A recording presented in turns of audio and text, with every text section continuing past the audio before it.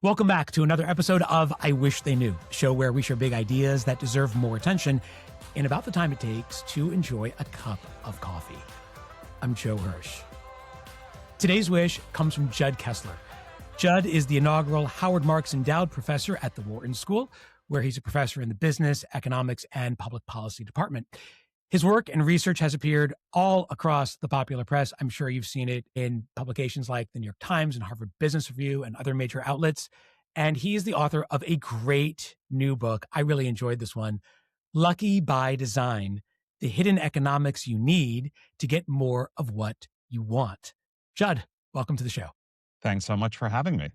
It's a pleasure. And I'm excited to dig into this. So tell us, what do you wish more people knew? I wish people knew that when they are in situations where they're trying to get something for themselves, for their family, that they have more agency than they think they have, that they're going through what I call hidden markets. And if they could see that it's a hidden market, if they could understand its rules, then they could develop strategies that will help them achieve what they want. And if you understand that, then you can have more agency. Whether you get what you want or not, at least you will know you did the best that you could.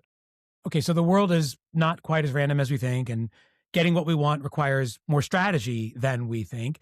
Tell us what you mean by a hidden market, and how do we know we're actually in one? Yeah, so I'm an economist, and if you've ever taken an econ class, you've probably been told things like, oh, supply equals demand, and prices adjust to make sure that that happens. But lots of markets that we play in, lots of situations where we're trying to get something that we value and that other people value, price doesn't do all the work. It's not as simple as just going and saying, hey, I'd like to buy that at that price. Instead, we end up having to jockey for position. We have to understand what are the rules that are going to be giving out these scarce resources. So I call these markets where we're trying to get stuff, but we can't, it's not as simple as just buying it. I call these hidden markets because they're still trying to do what markets do. They're still trying to allocate scarce resources to people who want them, but they're playing by different rules. So anytime you're in a situation where there's scarcity, but it's not straightforward to get what you want, you're in a hidden market. So we're probably in these more often than we think. Yeah. So if you're trying to get a live event ticket or a restaurant reservation at a hot restaurant, you're trying to get your kid into a desirable elementary school or send your older one off to a elite college, trying to get a date on the dating market or a job on the labor market. In all these situations, there is something besides price deciding who gets access and who doesn't. And so these are just a handful of the hidden markets that we play in, that are ones we play in every day, but also ones that are really high stakes, that we really care about the outcomes. Yeah, so we think that just getting what we want would be the result of dumb luck, but that's the design. That is the design. And if you understand the rules that are being used, and there's lots of rules that get used in practice. This is the field of economics that I do research in that studies these kinds of markets, is called market design. One of the earliest set of results from market design is that there's no perfect way to do these allocations. There's no way to allocate scarce resources that's going to achieve all of the things that we want, make it efficient and equitable and easy for market participants. As a result, you get all sorts of different types of rules that are used to do the allocations. First come, first serve of various kinds, like races where you have to click and be the first one, when it becomes available online to get what you want, or waiting lists or lines where you have to be there early and then potentially wait around at a cost to yourself. But then there's allocations that involve randomization or allocations where you rank preferences and submit them. And all of these have different rules, and each of them requires different types of strategic thinking to succeed. Yeah, first come, first serve is always tough. I'm always that guy whenever I need to be the person to click exactly as the tickets go on sale or exactly when I can check in for a flight on Southwest. At least that's how it used to be. I always find myself with bad Wi-Fi. I don't know what it is, but I'm always behind the eight ball when that happens. It's just so rough. This is, and these are the types of strategies in a first come, first serve race that really matter. You have to, first you have to recognize that you're in a hidden market where there's going to be excess demand. There's going to be more people who want that live event ticket or that, boarding group on Southwest, and you're going to be in a race. You have to recognize that so you can be ready to run. And then you have to know, when is the race starting? Is that something that you've identified before, or you're going to have to do some research? And then you have to make sure you're there ready to run fast. And that means being on reliable Wi-Fi when the race begins. So that's one market, and that's a tough one. But there's another one which I thought was interesting. You talk about in the book, these what you call choose me markets, right? You're applying for college, you're applying for a job. And here you said something that really caught my attention. Instead of kind of going for gold, being that first one out, we should settle for silver. What do you mean by that? Yeah, so this is a strategy that comes up actually in lots of hidden markets, so including the choose me markets, where you're trying to match with someone on the other side of the market and they're trying to match with you, like college admission or labor market or dating markets. But the settle for silver versus go for gold, it's this idea that in certain situations, you may find that it's best for you if you act as if something a little bit less desirable is your true first choice. So you could go for gold. So the thing that you really want more than anything, you could go for that.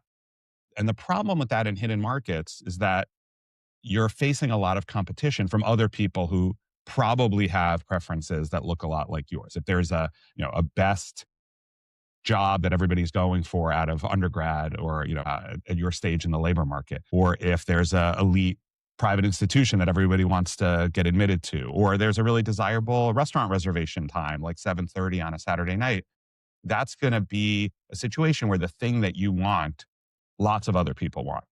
And so if you can identify that the thing that you might like a little bit less, your second choice option, if that's something that it's not that big a sacrifice to, if you were to get it rather than your first choice option, but you're going to be facing a lot less competition for it, that's a situation where it might make sense to kind of go against your instincts and settle for silver and act as if that second choice option is what you really wanted all along.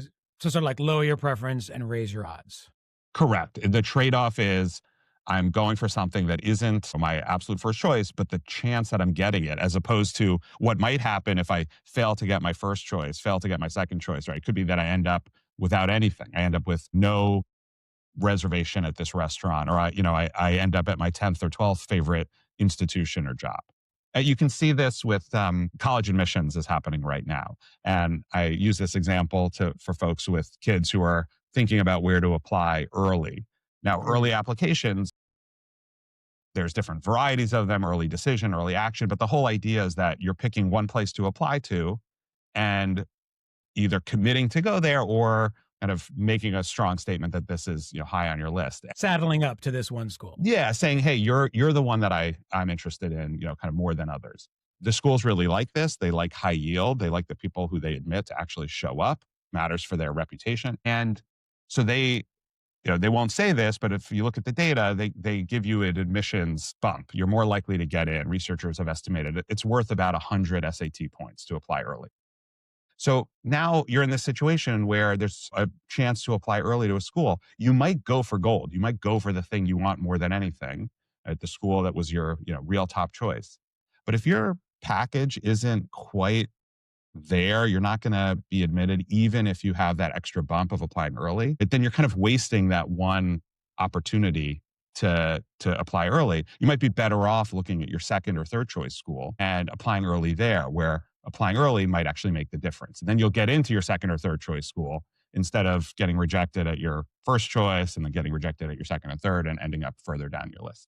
So I can see how designed luck can work in our favor in certain markets like the ones you're describing, getting the concert tickets, getting the right job, getting into the right school, by maybe perhaps lowering your preferences. But how would this all play out in a world that seems to be increasingly controlled by algorithms that are beyond our control? I mean, how would we get the right outcome in a world where we seem to have less control over those outcomes?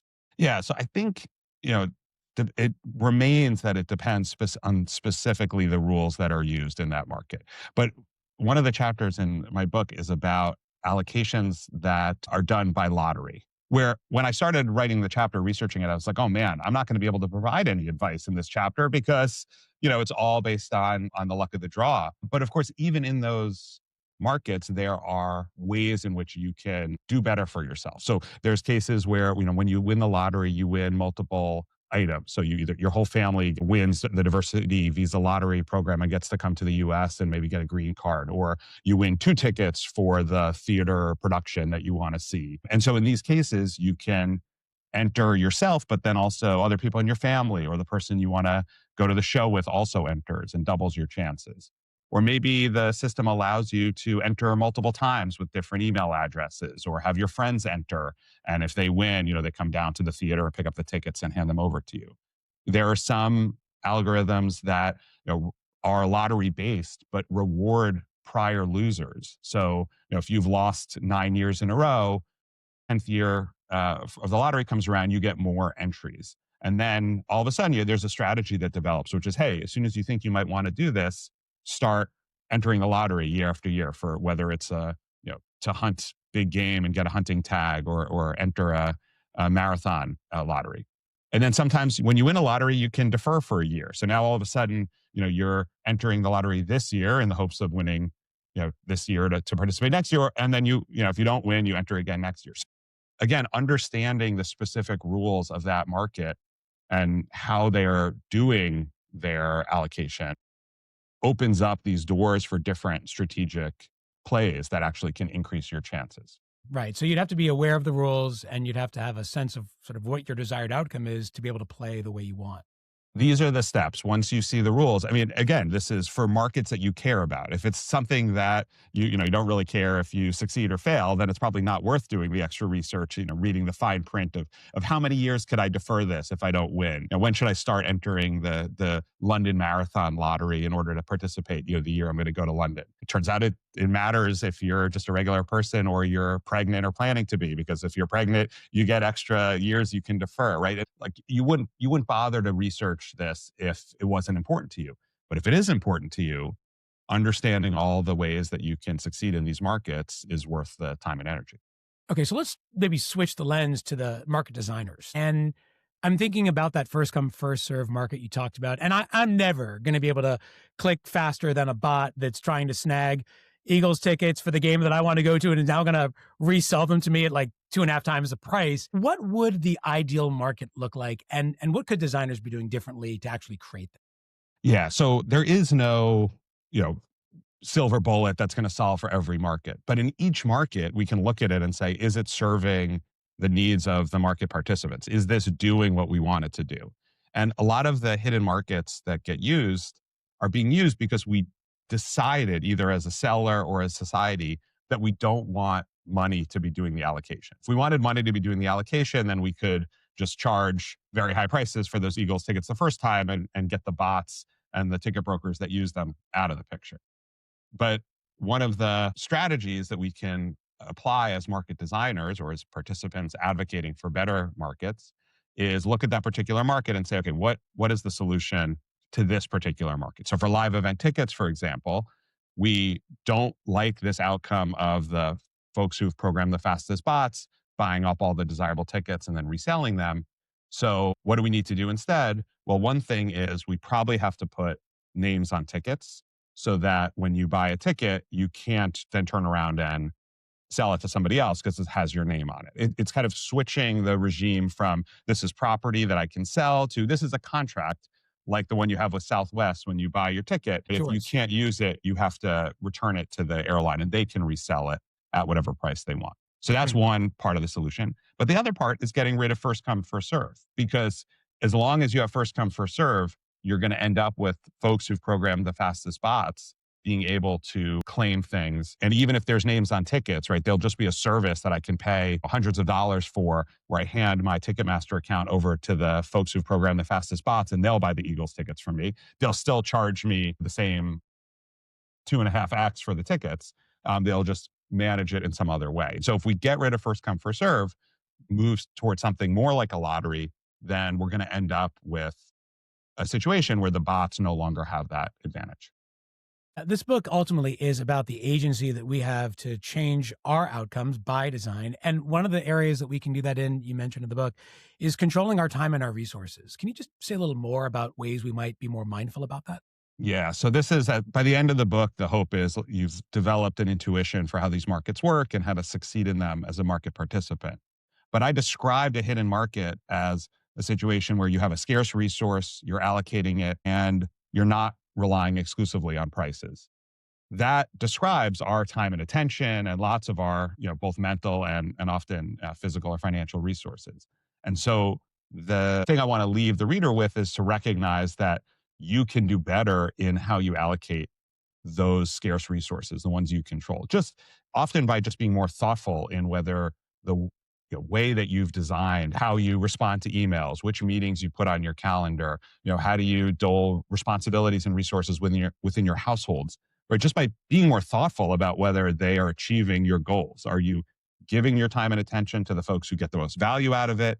Are you being fair in how you allocate those resources, or are you letting folks who kind of know that if they bug you 12 times via text and email, you're going to respond to them? Like, that might not be fair for the folks trying to get your attention. And it also might not elevate you as the market designer. That might not be the outcome you want.